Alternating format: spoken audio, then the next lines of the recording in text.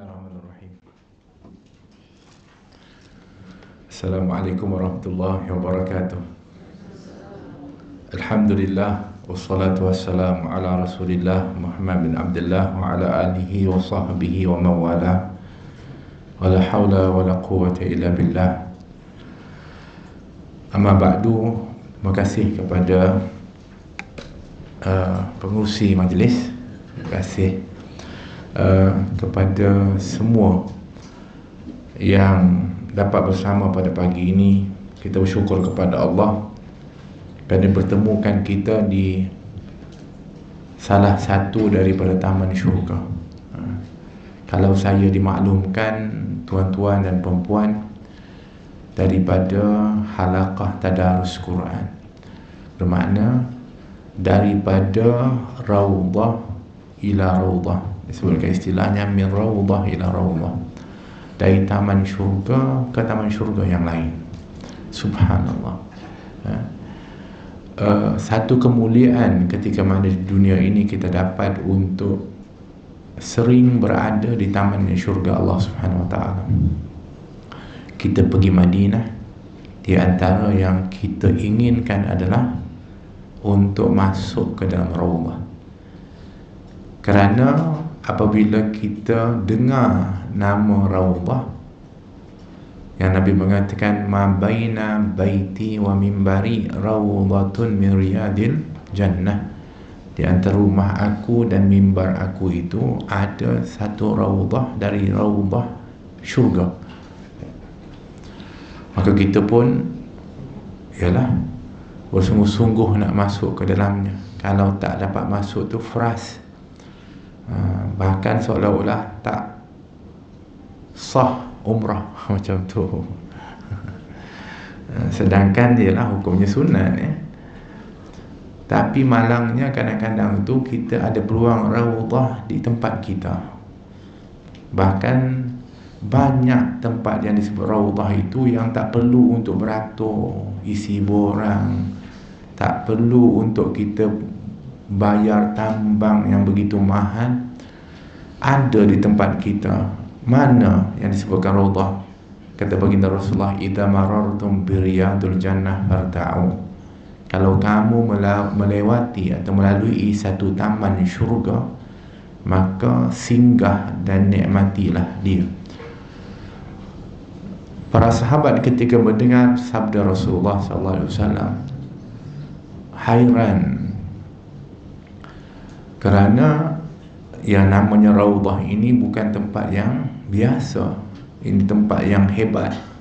Maka mereka terus bertanya, wa ma riyadul jannah ya Rasulullah, mana yang disebutkan dengan taman syurga itu wahai Rasulullah? Maka Nabi SAW mengatakan hilaku dzikri au majlisul ilmi, iaitu halaqah zikir atau majlis ilmu. Itu adalah taman syurga. Oleh kerana itu baginda Rasulullah sallallahu alaihi wasallam apabila mempunyai peluang untuk duduk bersama di dalam taman syurga, yakni ketika para sahabat sedang duduk dalam halaqah, sama ada berzikir kepada Allah ataupun munakasyah ataupun berbincang ilmu dan juga nasihat, Nabi akan singgah duduk di situ. Bahkan pernah Nabi sendiri tujuannya ke arah yang lain, tapi waktu melihat adanya halaqah di kalangan para sahabat, Nabi duduk bersama dengan mereka, sehingga mereka mengatakan, wahai Rasulullah, bukankah tujuan kamu tadi nampak ke tempat yang lain? Nabi mengatakan, ya, tapi ketika aku melihat halaqah yang kamu duduk, aku dapat melihat rahmat yang diturunkan oleh Allah dan sakinah yang diturunkan. Nabi dibuka hijab oleh Allah. Maka aku pun ingin menumpang rahmat dan sakinah itu, kata Nabi SAW. Subhanallah. Besarnya fadilat duduk di dalam majlis ilmu ataupun majlis zikir, yang ianya kalau sekiranya Allah buka hijab kita di saat ini, kita pun tak mahu untuk berakhir, kerana sekian banyak daripada anugerah yang diberikan oleh Allah Subhanahu Wa Taala. Itu pun Allah masih menutup kepada telinga kita ini. Kalaulah telinga kita ini dibuka hijab oleh Allah, kita akan mendengar bunyi makhluk-makhluk yang memohonkan keampunan. Sesungguhnya seluruh makhluk, kata Nabi SAW, di langit dan di bumi beristighfar, memohonkan keampunan kepada penuntut ilmu. Hatta al-hitanu fil bahri, bahkan ikan-ikan yang sekarang ini di laut sedang memohonkan istighfar, memohonkan keampunan. Ya ilaha illallah. Bayangkan, ikan di laut itu berapa banyak. Hari ini yang diambil daripada laut itu tak tahu berapa juta ton satu hari diangkat untuk makan kepada penduduk bumi ini. Pun tak habis apa yang ada kat dalam laut itu, masih banyak yang tinggal di dalamnya. Bayangkan, semuanya memohonkan keampunan kepada penuntut ilmu. La ilaha illallah. Sebab tu janganlah kita ini miss, kalau boleh ada peluang untuk hadir di dalam majlis ilmu ini, kerana fadilatnya yang begitu besar, rahmat yang tak terhingga diturunkan oleh Allah, sakinah, ketenangan yang diturunkan oleh Allah, keampunan yang akan didapatkan dengan istighfar daripada makhluk-makhluk.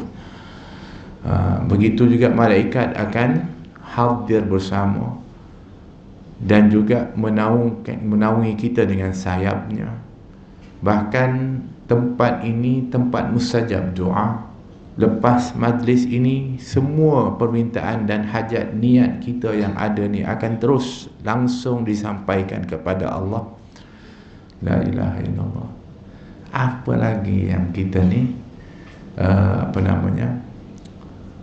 nak daripada apa yang telah ditawarkan itu? Semuanya ada, satu package yang lengkap. Pergi ke satu tempat, dapat semua perkara yang kita perlukan di dalam kehidupan kita di dunia dan juga di akhirat. Ya. Subhanallah. Jadi sebab itulah, ambillah peluang, walaupun mungkin ketika hadir di sini ialah Ramadan satu, kita puasa, kemudian back to back lah, kita kata kita ada aktiviti malam dengan salatnya, dengan ada lagi mungkin tadarus dengan kumpulan yang lain, kemudian kita bangun awal sahur, kemudian kita ada tadarus Al-Quran. Ya, penat. Walaupun masuk di tempat ilmu itu tidur sekalipun, dia tetap juga mendapatkan tawaran yang sama. Ada nak tidur?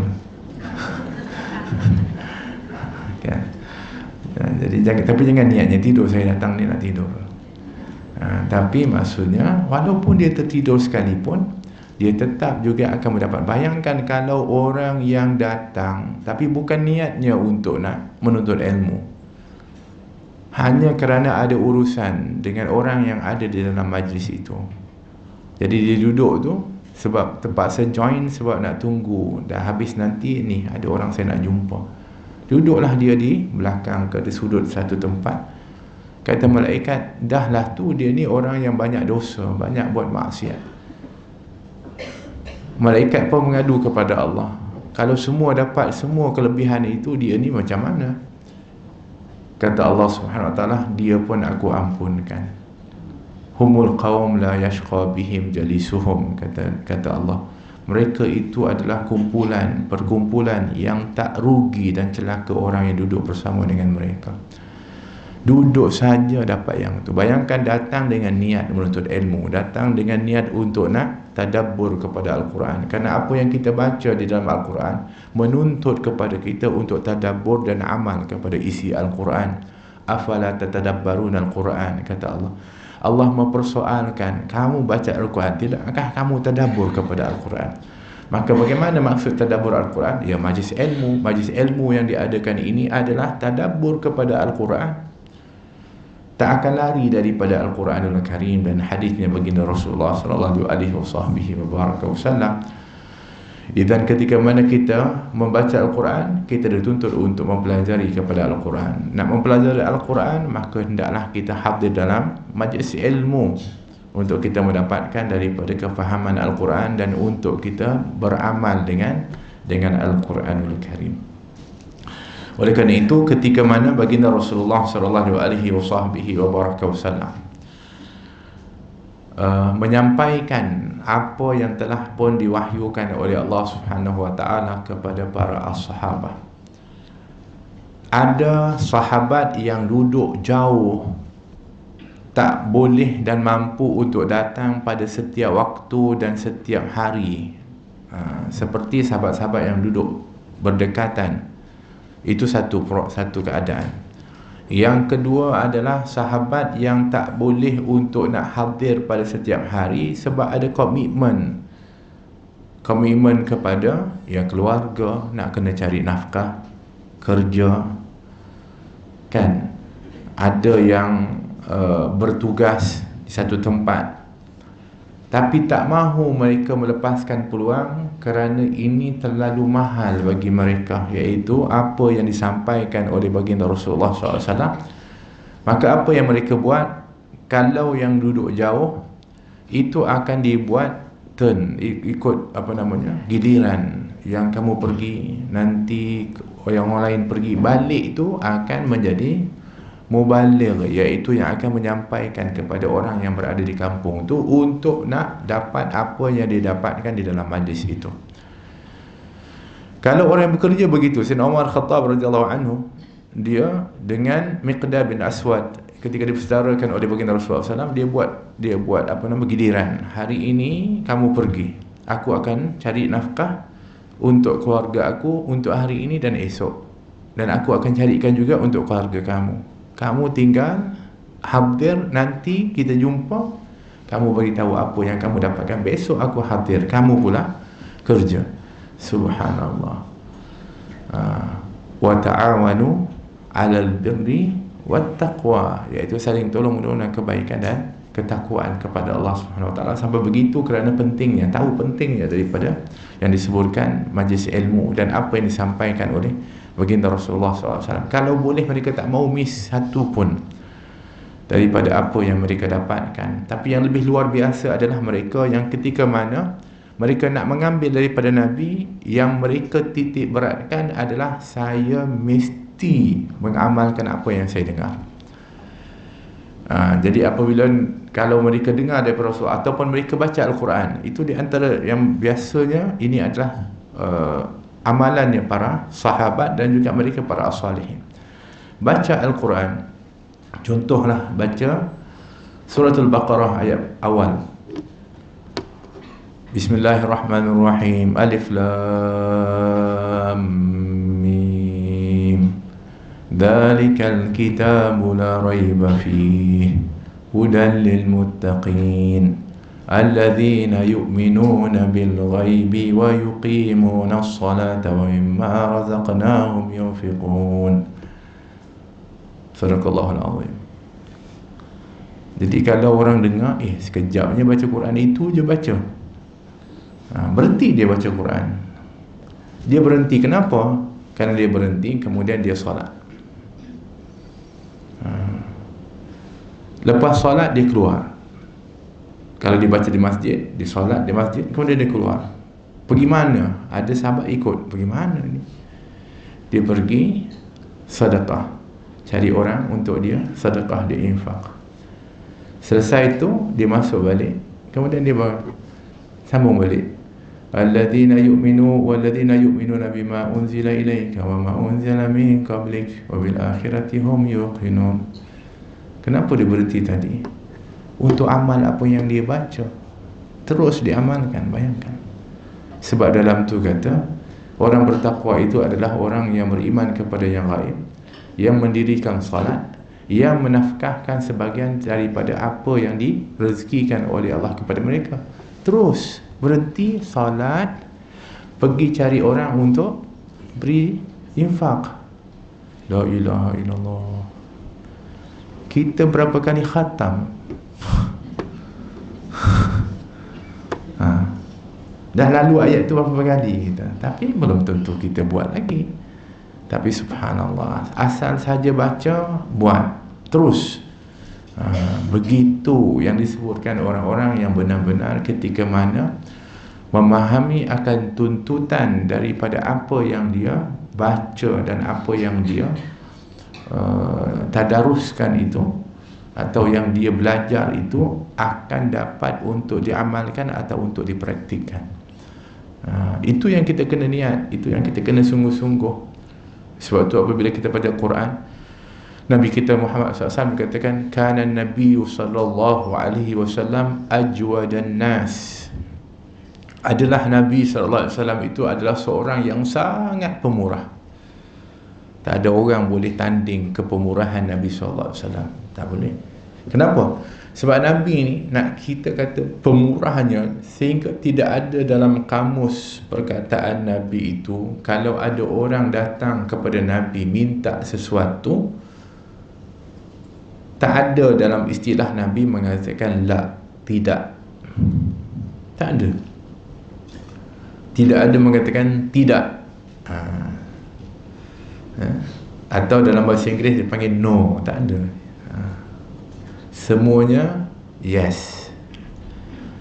Walaupun ada kalanya ya, apa yang diminta ataupun apa yang dihajati itu tak ada pada Nabi SAW, tapi Nabi tidak akan mengecewakan orang tersebut.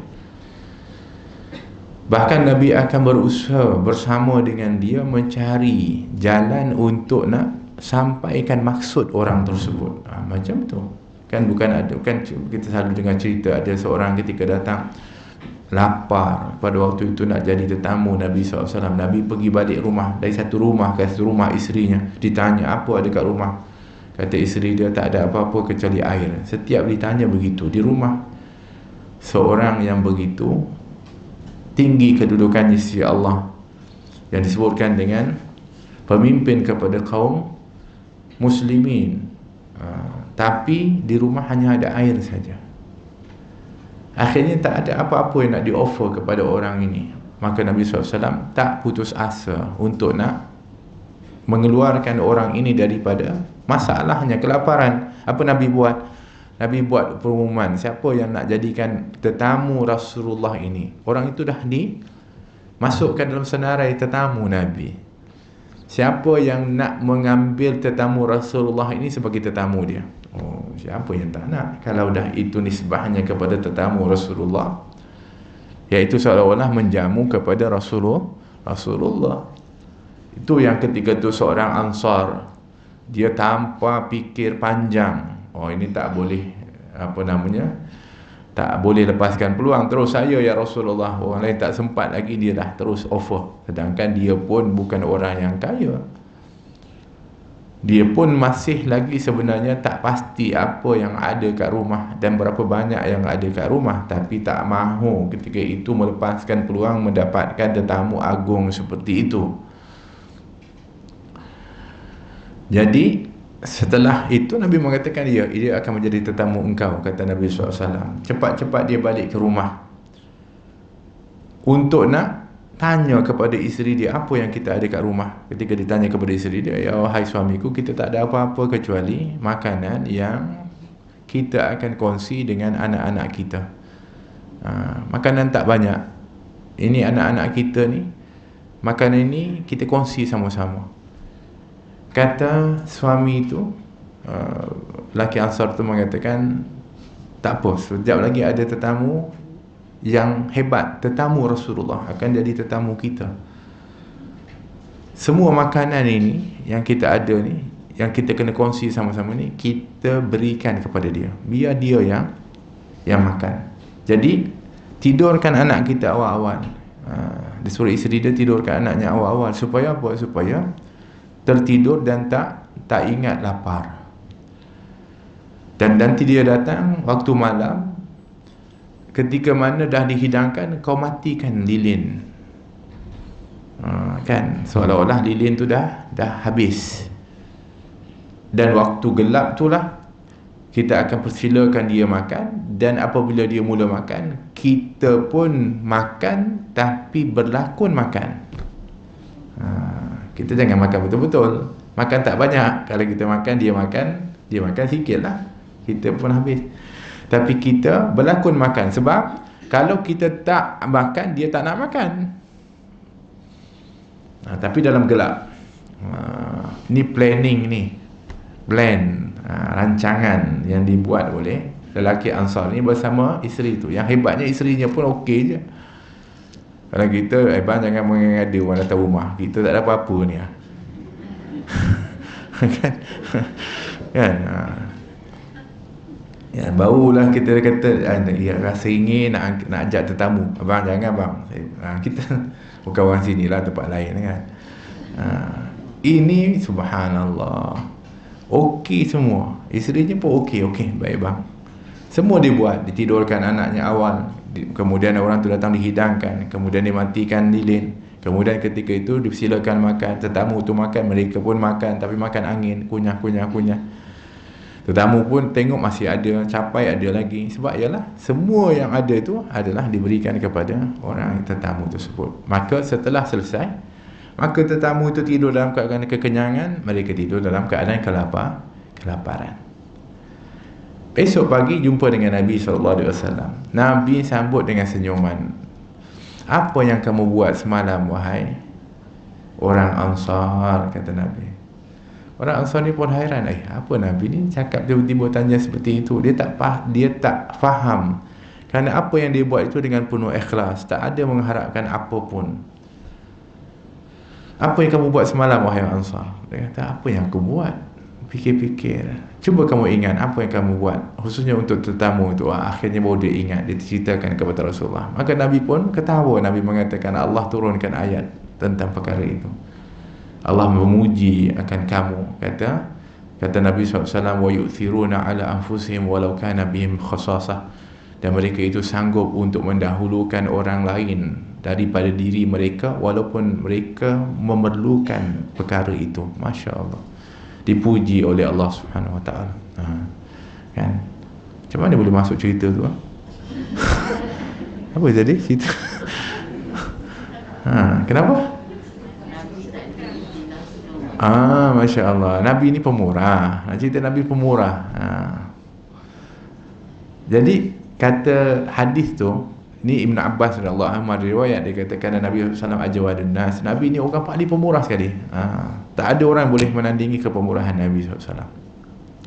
Tapi tapi Nabi ini dalam Ramadan itu lebih pemurah. Wa ajwada ma yakun fi Ramadan, disebutkan. Dan Nabi ini lebih pemurah dalam bulan Ramadan. Kita kata ialah kerana Ramadan ini ganjaran orang-orang yang melakukan amal akan dilipat gandakan oleh Allah. Betul. Begitu juga memanglah Ramadan ini sebenarnya dianya akan memberikan semangat kepada orang untuk melakukan kebaikan, na'am.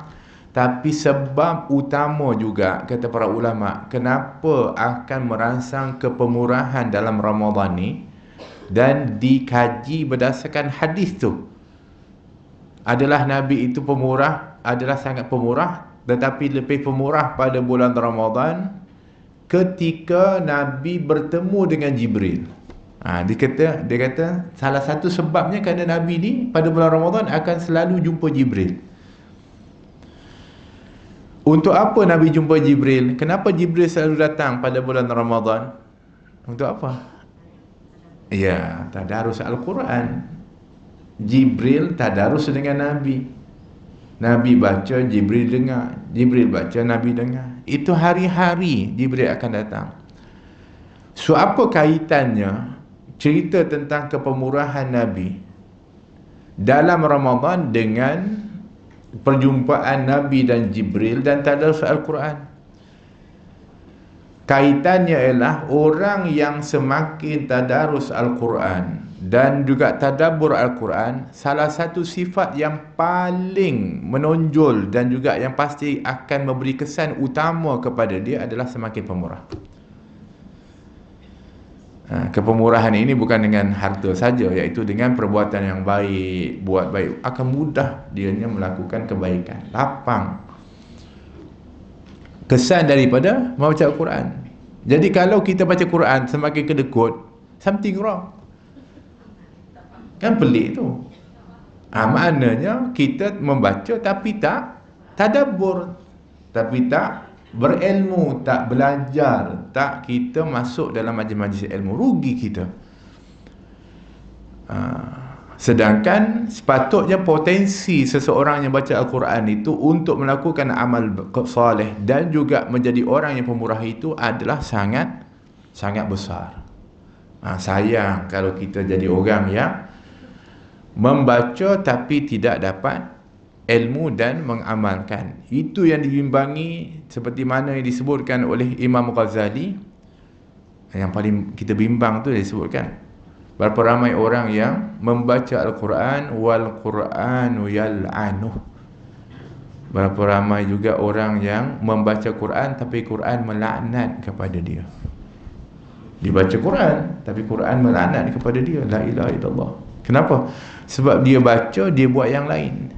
Sebab dia tak faham ataupun dia memang tak beramal dengan Al-Quranul Karim. Hadirin hadirat rahmati oleh Allah SWT. Sebab tu kita nak ambil daripada semangat yang kita ada ni dalam Ramadan. Bulan, kalau boleh kita istilahkan, bulan berdamai dengan Al-Quranul Karim.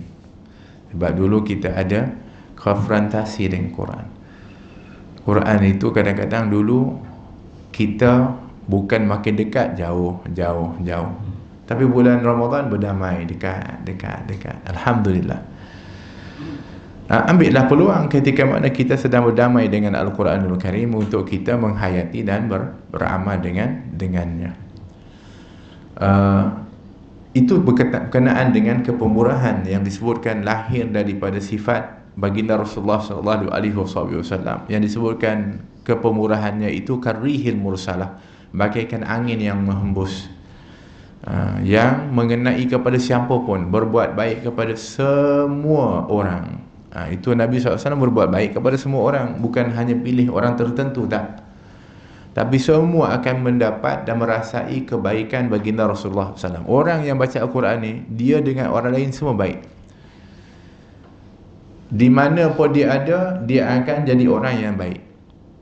Dengan siapa pun dia akan baik. Bermakna, orang yang baca Quran, dirinya baik, dalam keluarganya pun bertambah baik, rumah tangganya akan bertambah baik, kejirannya dengan jiran dia akan jadi baik, dalam anggota masyarakat dia jadi baik, dalam bekerja pun dia akan menjadi staf yang baik. Sebab memang itu dia punya kesan yang sepatutnya bagi orang yang benar-benar menghayati Al-Quran. Seperti mana baginda Rasulullah SAW, kebaikan yang ada pada Nabi, kepemurahan itu karihin mursalah, bagaikan angin yang menghembus. Di mana pun akan merasai daripada hembusan kebaikan dan kepemurahan baginda Rasulullah sallallahu alaihi wasallam. Tuan-tuan perempuan rahmati oleh Allah, itu baru mukaddimah. Saya tak ada, bukan tajuk tu itu cerita mukaddimah aja. Saya dah terfikir lain sebenarnya tajuk, saya pun tak ingat dah tajuk apa nak cerita. Taklah. Masya-Allah, kita pada bulan rahmat Allah SWT ni, ketika Ramadan ni, kita ni yang kita nak dapat rahmat Allah, kan? Sebab memang di antara tawaran yang paling besar Allah berikan pada bulan ini adalah rahmat Allah. Bukti dia ialah ketika masuk Ramadan ni, Allah buka pintu syurga dah. Yang nak masuk syurga ni dengan rahmat Allah. Maknanya Allah nak bagi tahu, apabila masuk Ramadan ni, Allah tu buka pintu syurga. So maksudnya apa? Besarnya rahmat Allah ni pada bulan ni. Jadi kalau besarnya rahmat Allah, kita selalu sebut rahmat ni apa? Senang cerita kata kasih sayang Allah lah. Kasih sayang Allah. Maknanya kita nak dapat kasih sayang Allah. Sebelum kita nak kata kita nak dapat kasih sayang Allah, Allah dah sayang kat kita dah. Buktinya ialah Allah dah bagi kita amal yang mana amal ni memang Allah sayang betul untuk kita, suka betul untuk kita buat. Apa dia? Iaitu puasa,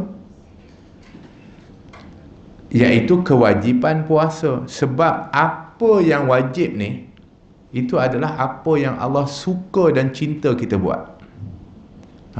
Sebab tu kita ni apabila dapat kewajipan, kita kena syukur betul. Untung sungguh. Sebab itu tanda kasih sayang Allah SWT. Dan biasanya kalau kita sebut kekasih Allah, agak-agak apa yang kalau kita kata kekasih Allah ni, istilah dia kat kita ni dipanggil sebagai apa? Yalah, kalau dalam bahasa Arab tu dia panggil apa? Yalah, kalau Rasulullah dia panggil Habibullah lah. Tapi kita tak sampai nak jadi Habibullah tu. Sebab itu ialah Rasulullah tinggi kedudukannya. Tapi kalau orang yang lain disebut dengan ya waliullah. Waliullah tu maknanya kekasihnya Allah. Sebab tu dalam hadis, yang ni hadis kursi, Allah berfirman, Nabi bersabda, Allah berfirman, man adani waliyan faqad adzantuhu bil harbi. Siapa yang menyakiti, mengganggu waliku, wali iaitu kekasih, maka aku isytihar perang, aku akan memerangi orang tu. Ini cerita pasal wali dah ni. Sebab tu dia kata wali tadi, waliyan, iaitu wali, wali Allah, kekasih Allah. Maknanya Allah kata kalau orang ganggu aku punya kekasih, orang yang aku suka, aku akan perang orang tu. Tak menang lah kan, nak perang Allah macam mana? Maksudnya Allah murka betul orang yang menyakiti kepada kekasih dia. Siapa kekasih Allah? Hadis tu sambung balik supaya nak tahu macam mana nak jadi kekasih Allah. Dah kita semua kena ada cita-cita jadi waliullah. Alah, saya ni nak, memang tak adalah nak jadi waliullah. Janganlah macam tu, kena jadi. Ya, itu target kita. Kalau tidak, macam mana kita nak kena dapat jadi yang dikasihi oleh Allah SWT. Kita pun akan masuk syurga pun dengan kasih sayang Allah, rahmat Allah. Kita kena jadi orang yang soleh. Saya ni tak layak kot. Jangan, tawaduk tu bagus, tapi ini bukan tawaduk. Ini jadi macam kita panggil apa namanya, mengalah sebelum mencuba. Ada kitab khusus untuk melatih kita menjadi orang soleh, disusun oleh Imam Nawawi. Apa nama kitabnya? Riyadhus Salihin. Apa maksud Riyadhus Salihin? Latihan menjadi orang yang soleh. So apabila kita belajar Riyadhus Salihin, bermakna kita sedang melatih diri kita mengikut kepada panduan hadis-hadis ataupun Al-Quran dan hadis-hadis yang dihimpun oleh Imam Syafi'i, Imam Nawawi tu. Satu tajuk, satu bab ni, untuk kita nak, apabila kita dengar dan kita belajar, kita nak amal. Dan kalau kita ikut step tu, kita akan jadi orang soleh. Jadi tajuk tu sendiri pun nak latih kita jadi orang soleh. Janganlah kita belajar Riyadhus Salihin. Kita apa belajar Riyadhus Salihin? Apa yang belajar? Entah lah. Macam mana? Tahulah target dia apa dia. Oh, dia belajar Riyadhus Salihin, aku nak kena jadi soleh. Nak jadi soleh macam mana? Ikutlah apa yang telah pun diaturkan. Dari satu bab, satu niat. Bab niat dulu. Niat betulkan niat, ikhlaskan. Nanti bab apa? Bab muraqabah, rasa diawasi. Pupuk diri itu yang akhirnya jadi orang soleh, Masya Allah. Tapi kalau tak tahu apa kita belajar, kita pun tak tahu tajuk tu apa dia, kita hanya dengar je, khatam banyak kali pun tak soleh jugalah. Tapi betul kita target. Sebab tu Allah SWT sebut tadi para wali Allah, Nabi Allah mengatakan, ma taqarraba ilayya abdi bi syai'in ahabbu ilayya mimma aftaradtu alaih. Ini tingkatan pertama, nak step kamu nak jadi wali Allah, menjadi kekasih Allah, ya Allah sayang. Tidaklah seorang hamba itu mendekati kepada aku.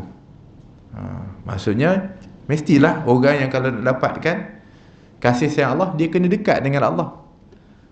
Kan, kalau orang suka ke orang, masa atas kat orang pun, manusia pun, kalau dia suka ke orang tu, kalau boleh dia nak dekat je dengan orang tu. Kan. Tapi itu masa dululah, sebelum atau masa awal-awal kahwin, ada kad buka pet dia. Kenapa sekarang tak pula? Sudah. Tak, bukan tak sayang kan. Cuma kenalah. Sebab orang yang disayangi itu mesti selalu didampingi kan. Nak dekat macam tu. Jadi seorang hamba itu berusaha mendekatkan dirinya kepada aku, kata Allah. Kan? Tapi dengan sesuatu yang kalau dia buat itu lebih aku cinta apa yang dia buat tu. Apa dia? Mimma aftaratu alaih, iaitu apa yang aku fardukan kepada dia. Maknanya hadis tu nak bagi tahu usaha untuk dekatkan diri kepada Allah, jalan pendekatan diri kepada Allah yang paling utama. Bukan hanya utama, yang Allah suka untuk seorang itu buat, Allah cinta perbuatan itu, iaitu apa-apa yang Allah fardukan kepada hamba dia. Maknanya puasa ni, yang bulan Ramadan ni adalah daripada amal yang paling Allah cinta sekali. Allah suka kita buat. Bayangkan, maknanya kita dah ada satu cara untuk mendekatkan diri kepada Allah, dah nak naik kepada tahap untuk menjadi kekasihnya Allah SWT. Sebab tu kita kena buat betul-betul kan. Sebab itulah dituntut untuk kita jaga betul kita punya puasa ni. Bahkan tak cukup dengan hadis tu, belum habis lagi, tapi ialah itu pun dah nampak dah bahawa satu, itu merupakan wasilah pertama awal untuk dekat kepada Allah, dan dia adalah perbuatan amalan yang paling dicintai oleh Allah. Bermakna ketika Allah wajibkan kita berpuasa pada bulan Ramadan, itu adalah tanda cinta kasih Allah kepada kita. Supaya kita dapat dekatkan diri kepada Allah, dan Allah akan sayang kat kita kerana amalan kita itu. Kalaulah suruh kita pilih buat amalan, kita akan macam-macam buat amalan lah. Tapi Allah sayang, Allah yang berikan panduan kat kita. Punya sayangnya Allah kat kita. Tak cukup dengan tu, grade markah pahala puasa ni Allah yang akan beri. Macam tu sekali. Dia sebut kullu amali ibni Adam lahu. Semua amalan anak Adam ini bagi dia ganjaran yang telah ditetapkan dari 10 hingga 700. Jadi dah ada dah nilai. Ini berapa 10, ini 50, ya, ni 100, ni 200, 700. Ada 10 hingga 700. Illa siyam atau illa saum, kecuali puasa. Ini dalam hadis kursi Allah berfirman, kecuali puasa, fa innahu li wa ana ajzi bih. Puasa itu untuk aku dan aku yang akan berikan ganjaran. Masya Allah. Itu yang kata para ulama. Bermakna, berapakah pahala puasa? Jawapannya tak tahu. Yang pasti banyak. Kenapa banyak? Sebab yang beri ganjaran itu maha kaya. Mesti. Maknanya unlimited lah. Sebab itulah orang yang puasa ni dia akan dapat 2 kegembiraan. Lis-shaimi farhatan. Atau lis-shaimi farhatan. Bagi orang yang berpuasa itu 2 kegembiraan. Kegembiraan pertama waktu dia berbuka ataupun waktu hari raya. Dia dah lapar, dapat buka, gembira. Yang kedua, kegembiraan ketika bertemu dengan Allah, Tuhannya. Kenapa gembira bertemu Allah? Orang semua takut jumpa Allah. Memang para Nabi pun pada kiamat, hari kiamat nanti paling menakutkan sebenarnya. Tapi orang puasa akan gembira. Sebab apa? Sebab apabila dijumpa Allah untuk dihisap, ternyata banyak ganjaran dia tengok. Mana ganjaran daripada mana? Daripada puasa dia. Jadi happy lah. Sebab apabila dia jumpa nanti orang kita ni semua akan nanti menghadap ke hadapan Allah untuk dibicarakan, kita akan dibawa peti amal. Peti pula ada label pula. Yang ni pahala, yang ni dosa.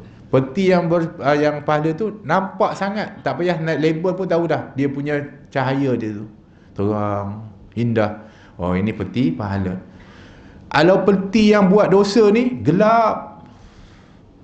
Jadi kalau dah kita duduk sementara tunggu tu, peti pun diangkat oleh malaikat bawah. Kita dah boleh agak dah, kita nak pergi mana ni. Tengok alamak peti banyak hitam tu. Macam tu. Ya. Bayangkan. Tapi orang yang berpuasa nanti, dia mana tak happy dia tengok peti dia tu penuh bercahaya banyak. Sebab puasanya diterima oleh Allah. Sebab Allah kata fa innahu li, puasa itu untuk aku dan aku yang akan berikan ganjaran. So bermakna, kalau istilah paling mudah, Allah kata fa innahu li, puasa itu untuk aku. Allah kata aku nak puasa itu, aku nak puasa kamu tu. Dan kita pun tak tangguh-tangguh ketika buka 3 kali dah kita buka tu. Sebelum ni kita pun cakap yang sama. Kita kata apa ketika berbuka, kita baca apa? Allahumma laka sumtu, ya Allah, untuk engkau ni aku berikan puasa aku. Macam tu kan. Allah kata aku nak puasa tu dan aku akan beri ganjaran. Kita pun dengan apa, confidentnya, Allahumma laka sumtu, ya ini untuk engkau ya Allah aku puasa. Tapi puasa apa yang kita bagi yang 3 hari yang lalu? Puasa yang baik, yang bersih, yang harum, yang bercahaya, yang indah. Ataupun ya Allah aku nak ambil aku bagi puasa ni yang kotor, yang busuk, yang hitam, yang jijik. Sebab apa? Sebab dikotori dengan maksiat, mengumpat lagi, buat perkara yang tak boleh lagi. Tapi kita, ya Allah nak ambil aku bagi puasa, tak malu ke kita? Atau istilahnya bukan hanya malu, tak sampai hatinya kita ketika Allah kata aku nak puasa kamu tu, dan kita pun kata nah ya Allah aku bagi puasa. Kita bagi yang buruk-buruk kepada Allah SWT. Cuba kita fikir, kita ada baki lagi, alhamdulillah banyak hari lagi. Jangan kita bagi yang tak elok kepada Allah SWT. Yalah, memanglah ganjarannya besar, tapi Allah kata itu untuk aku nak. Sampai hati ke kita bagi kepada Allah SWT puasa yang buruk-buruk ni, yang kotor-kotor ni? Itu yang kita kena selalu renung setiap kali kita berbuka ni. Ketika mana kita kata Allahumma laka sumtu, kalau betul-betul orang tu dia menangis, dia kata ya Allah aku bagi kepada engkau puasa aku ni, tapi aku tak tahulah ya Allah, aku dah cuba dah buat yang baik-baik. Takut. Sebab kita beri kepada Allah, kita yang sebut Allahumma laka sumtu. Dan Allah pun kata aku wa innahu li, aku nak puasa itu. Ya, itu yang kita kena renung setiap kali. Setiap berbuka tu kita kena renung tu, supaya besok aku tak akan buat lagi. Kalau ada tadi ni aku ada sikit salah ni, besok aku tak nak buat lagi. Aku nak bagi yang bersih, yang elok-elok kepada Allah SWT. Sebab Allah SWT, innallaha tayyibun la yaqbalu illa tayyiba. Allah ni maha baik, Allah tak akan terima kecuali yang baik-baik je.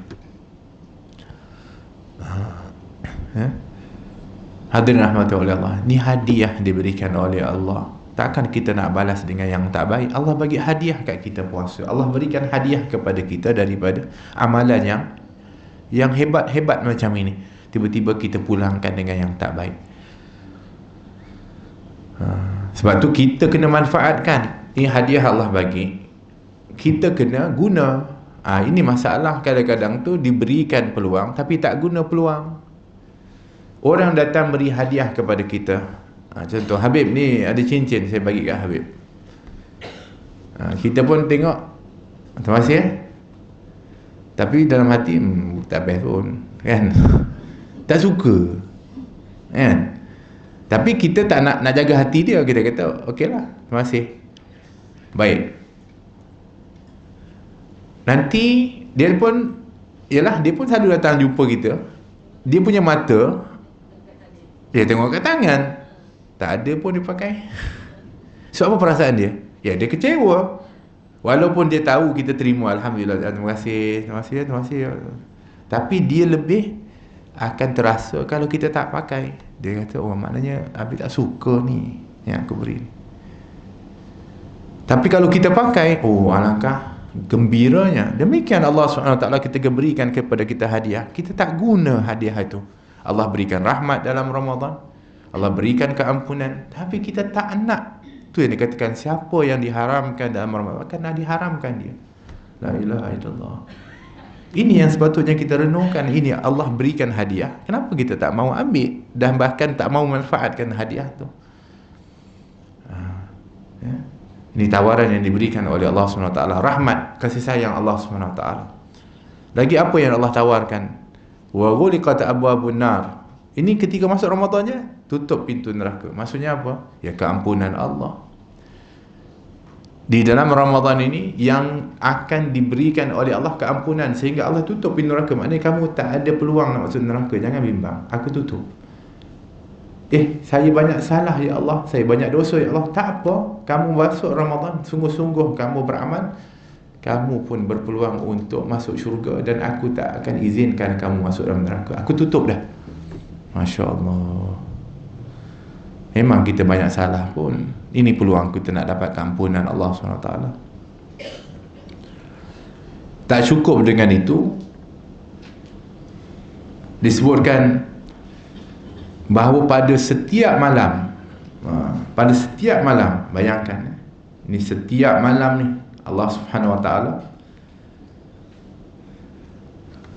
ketika berbuka, masuk je waktu berbuka tu yang kita baca doa tadi ni, Allahumma laka sumtu wa bika amantu wa ala rizqika aftartu tu, masuk je terus keluar list. Allah listkan apa dia? Hamba-hambaku yang aku lepaskan daripada neraka. Dah keluar list setiap malam. Punya ramai ni, nama-nama tu akan tersenai. Setiap kali azan maghrib je, kita buka je, terus Allah listkan, ini orang yang akan dilepaskan daripada neraka. Sebab tu kita selalu juga diajarkan doa, Allahumma ja'alni min utaqaika minan nar. Ya Allah, jadikan aku ni orang yang kau lepaskan daripada neraka. Atau Allah ma'atik riqabana minan nar. Kalau kita bagus lagi, Allah ma'atik riqabana wa riqaba abaina wa ummahatina minan nar. Ya Allah, lepaskan aku, belengguku dan ibu dan ayahku daripada neraka ya Allah. Itu kita doa, sebab doa orang puasa dia mustajab. Jadi apabila masuk je buka tu, mudah-mudahan nama kita naik, nama ibu bapa kita naik. Masya Allah. Sebab memang itu janji. Kenapa masuk dilepaskan dari neraka? Sebab kita dulu ketika 120 hari dalam perut ibu kita, kita dah ditetapkan 4 perkara.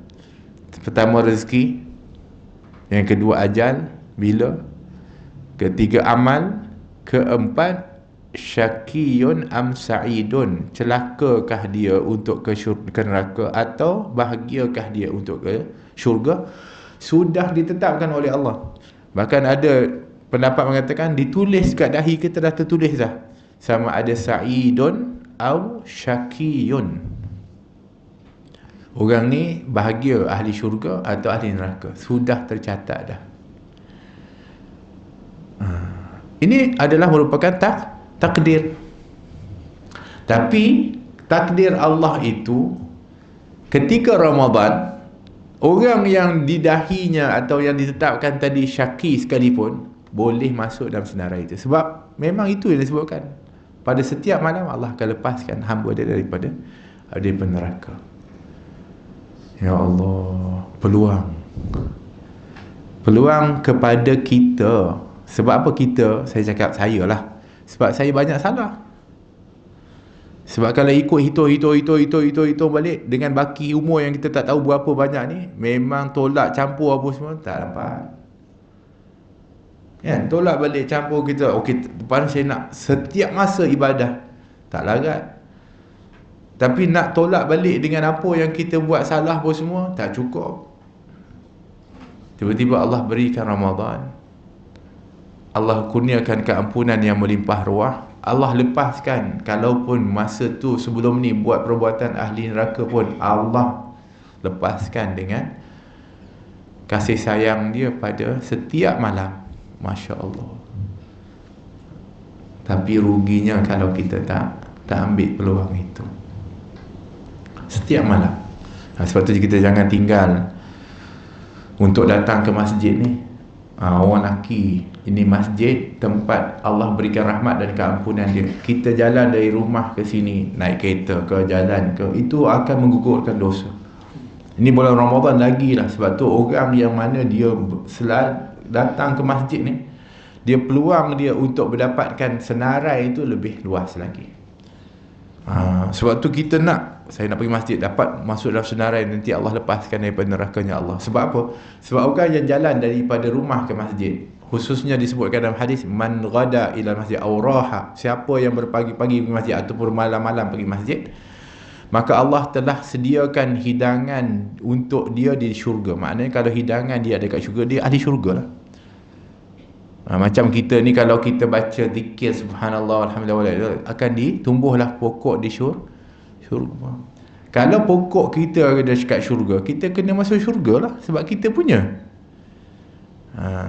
Sebab tu kita kena berusaha nak kena tanam pokok tu biar ada kat syurga. Sekarang ni, macam tu senang lah, baca je lah, belum tentu tumbuh, belum tentu kan, dengan ikhlas tak ikhlas, dengan macam-macam penilaian dia.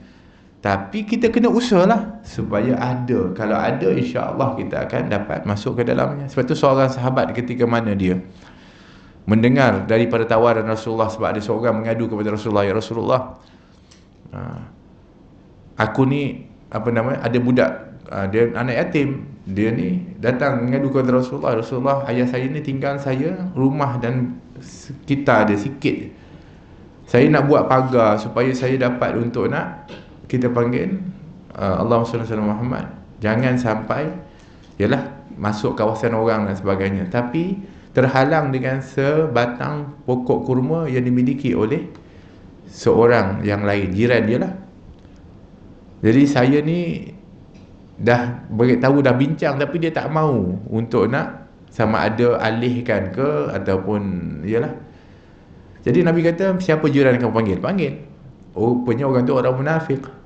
Waktu kata Nabi SAW mengatakan, nak tak aku offer kamu pokok kurma ni, sama ada kamu cabut ke ataupun berikan kepada anak yatim ni, aku gantikan pokok kurma itu di syurga.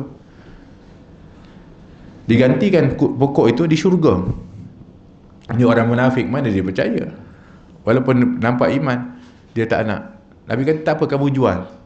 Kalau kamu jual, aku beli, pun kamu akan dapat ganjaran. Tak nak juga.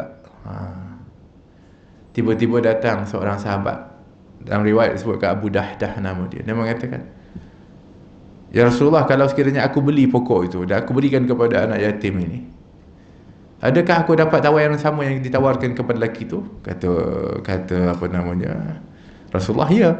Dia pergi kejar orang lelaki itu, jiran tu. Dia mengatakan, kau kenal aku? Ya, aku kenal engkau. Kau tahu tak aku ada kebun kurma yang sangat cantik, yang ranum, yang kalau berbuah tu dia lebat. Ni terkenal, kebun kurma Abu Dahdah ni terkenal. Jadi orang tu pun kenal. Betul tahu. Okey, macam ni, nak tak kalau aku tukar sebatang pokok kurma kamu dengan kebun aku tu? Wah, orang ni memang ahli dunia. Terus dia mengatakan, nak, boleh. Okey, jadi transaksi, iaitu jadi akad, tukar satu batang kurma dengan kebun kurma. Memang tak logik, tapi ya, dapat dia pokok kurma. Jumpa Rasulullah SAW, ya Rasulullah, aku dah jadi pemilik kepada sebatang tu. Ya Rasulullah, aku berikan ini kepada anak yatim ni. Kata Nabi, dengan apa kamu dapat tu? Dengan kebun, aku tukar dengan kebun kurma aku tu. Kata Nabi, dengan kebun kurma tu. Masya Allah. Jadi aku dah berikan. Kamu dah beri ya? Kemudian dia tanya, dah diberikan kepada anak yatim? Dia kata, ya Rasulullah, dapat tak? Ada tak pokok kat kurma kat syurga nanti? Batang pokok tu dapat tak saya kat syurga nanti? Sebab dia tahu kalau dia ada satu batang pokok tu, nanti dia dapat masuk syurga. Nabi diam. Kemudian setelah itu Nabi kata, tak. Dia kata, tak dapat sebatang pokok kurma yang kamu sedekah, tak dapat di syurga tu. Sedih dia. Tapi kata Nabi, bukan tak dapat sebatang kurma tu Allah Subhanahu Wa Taala. Bukan melihat sebatang pokok kurma itu, tapi Allah melihat kebun kurma yang kamu sanggup untuk tukarkan dengan sebatang kurma. Allah tak ganti dengan sebatang pokok kurma, Allah ganti dengan kebun. Kata Nabi, Allah gantikan untuk kamu di syurga nanti kebun kurma yang sejauh mata memandang, yang mana akan berbuah dengan begitu lebat, kata Nabi, dan sedap buahnya. Wah, gembira dia. Balik rumah, muka happy. Isteri kata, happy hari ni? Macam mana tak happy? Saya jual saya punya kebun tu dengan sebatang pokok kurma. Isteri dia dengar macam tu. Ini isteri sahabat. Dia kata, oh iya ke? Apa digantikan dengan apa? Maknanya dia excited juga, sebab dia tahu suami dia tak akan buat benda yang tak betul. Mesti ada rahsia dia. Kata suami dia, untuk dapat ganti nanti kebun di syurga. Kata isteri, alhamdulillah, kata isteri dia. Itu isteri dululah. Kata hari ni kita kata, saya tadi tukar dengan tu, mengamuk kan. Masya Allah, kedua-duanya yakin. Ini iman disebut. Sebab tu kita ketika puasa, Allah panggil khusus, ya ayyuhalladzina amanu, orang yang beriman. Sebab orang yang beriman je faham tentang apa dia fadilat puasa, kelebihan, kehebatan tu. Sebab tu Allah panggil khusus orang yang beriman. Sebab tu disebutkan, man sama ramadhana imanan wahtisaban ghufira lahu ma taqaddama min dhanbi. Siapa yang berpuasa dengan penuh keimanan, yakin betul, dan juga berharap semata-mata kepada Allah je, iaitu ikhlas betul, maka Allah akan ampunkan dosanya yang telah lalu. Habis semua sekali. Masya Allah. Sebab tu kita nak kena ambil peluang nak dapat maghfirah, keampunan Allah pada bulan ni. Ini tawaran Allah SWT. Jadi bermakna hebatnya tawaran Ramadan ni kat kita. Kita kena syukur dan juga betul-betul ambil peluang ni. Jangan kita sia-siakan peluang tu. Khususnya iaitu apabila kita berbuka tadilah. Apabila kita buka je ingat balik, tadi aku buat apa tadi siang tadi. Kalau adalah contoh kita tiba-tiba ada terumpat, tak tahulah nama terumpat ke, maknanya kita kena sedih ketika mana berbuka tu. Allahumma lakasumtu ya Allah, maafkan aku ya Allah. Macam tu. Sebab itulah para ulama kalau berbuka tu menangis. Kalau Rabi' atau Adawiyah, setiap kali berbuka dia menangis. Maka orang tanya kenapa? Yang pertama dia kata, sebab aku tak tahu adakah diterima atau tidak puasa aku ni. Yang kedua ialah kerana telah berlalu peluang aku dah. Maknanya dah habis satu hari, habis dah satu peluang. Macam tu. Faham, sebab memahami betul akan fadilat dan kelebihan itu. Tuan-tuan, perempuan rahmati oleh Allah SWT. Jadi cukuplah dua tu. Sebenarnya banyak lagi nak cerita ni tentang Ramadan ni, banyak fadilat lagi. Tapi cukuplah rahmat dan maghfirah. Yang mudah-mudahan tuan-tuan dan perempuan pun sayang kat saya dan juga maafkan saya. Kalau tidak saya cakap lebih-lebih nanti dah tak sayang dah. Dah tu. Kan? Cukuplah insya-Allah. Mudah-mudahan itu yang kita nak raih.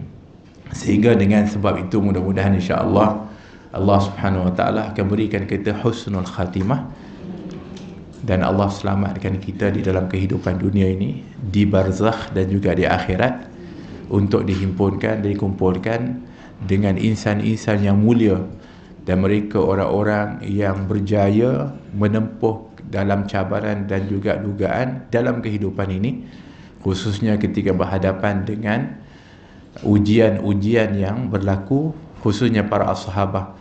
Pada waktu berpuasa mereka berperang, waktu berpuasa mereka diseksa, ketika berpuasa mereka diganggu, disakiti dan berbagai. Termasuklah salah seorangnya adalah Sayyidina Ja'far As-Sadiq, Sayyidina Ja'far bin Abi Talib At-Tayyar, sepupu Nabi SAW ketika di Mu'tah kan. Dia jadi panglima setelah syahidnya Zaid bin Harithah. Dia pun gantikan pegang panji tu, dipotong tangan dia. Dia pun lawan lagi, pegang tangan kiri, lawan, potong pula tangan kiri, pegang pula dengan baki daripada dada dia. Akhirnya dipukul dia dan jatuh. Waktu tu darah mencucur keluar. Dia dibawa ke tepi. Banji diambil oleh Abdullah bin Rawaha. Abdullah Rawaha ni pun puasa juga. Sebab tu dia pegang kurma nak buka, dia tengok Ja'far bin Abi Talib dah gugur, dah jatuh dah. Dia pun kata, ini kurma melambatkan aku dari syurga. Terus dia buang. Dia pergi terus ambil. Ja'far bin Abi Talib dalam keadaan parah sangat dah.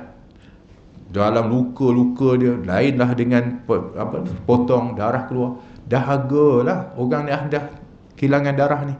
Orang nak masukkan air kat mulut dia. Dia tutup mulut dia. Dia kata, minumlah wahai Ja'far. Kan maksudnya minumlah, kamu dalam keadaan nazak sakit ni, darah keluar banyak. Dia tak nak. Tanya kenapa? Dia kata aku puasa. Sempat dia jawab aku puasa. Orang kata tadi kamu puasa, biar sekarang ni kamu dalam keadaan macam ni, minumlah. Sekurang-kurangnya meringankan daripada penderitaan yang dia rasakan. Dia mengatakan tidak. Kenapa? Kerana aku nak berbuka nanti di sisi Allah SWT. Allah, aku nak berbuka nanti di sisi Allah. Bayangkan, memahami akan besarnya daripada kedudukan puasa dan juga dapat berbuka bersama dengan Allah SWT. Maksudnya di syurganya Allah SWT. Satu Nabi mengatakan Allah gantikan tangannya dengan sayap yang berwarna hijau. Aku dapat dia melihat dia terbang daripada satu taman ke satu taman. Kata baginda Rasulullah SAW, mudah-mudahan Allah SWT juga akan menggantikan kesabaran kita di dalam mentaati kepada Allah SWT dengan nikmat yang melimpah ruah nanti insya-Allah, dan diberikan oleh Allah SWT ilmu yang bermanfaat, dan mudah-mudahan Allah SWT mudahkan langkah-langkah kita dan waktu kita untuk hadir di majlis-majlis ilmu ini yang mempunyai fadilat yang begitu luar biasa, dan mudah-mudahan Allah sentiasa pilih untuk kita berada di taman-taman syurga Allah Subhanahu wa taala, dan diberikan oleh Allah Subhanahu wa taala daripada kefahaman dan juga daripada amal-amal yang dipandu dengan hidayah dan taufik oleh Allah Subhanahu wa taala. Dan mudah-mudahan Allah berkati kita dalam bulan Ramadan dan sampaikan kita dengan apa yang telah dihajati dan diberikan oleh Allah Subhanahu wa taala daripada niat-niat yang ikhlas, dan mudah-mudahan Allah Subhanahu wa taala menerima segala amal ibadah kita daripada puasa dan qiyam kita, dan mudah-mudahan Allah pertemukan kita dengan Lailatul Qadar yang mudah-mudahan kita akan mendapatkan ganjaran sebesar-besarnya. Amin Allahumma amin. Rabbana atina fid dunya hasanah fil akhirati hasanah wa qina adzabannar. Wa sallallahu ala sayyidina Muhammad wa ala alihi wa sahbihi wasallam. Alhamdulillahirabbil alamin. Ini ada satu permintaan doa daripada Puan Zahrah Muhammad, mungkin untuk Puan Zahrah Muhammad, untuk dia mudah-mudahan dipermudahkan menjalani operasi esok di Batu Pahat.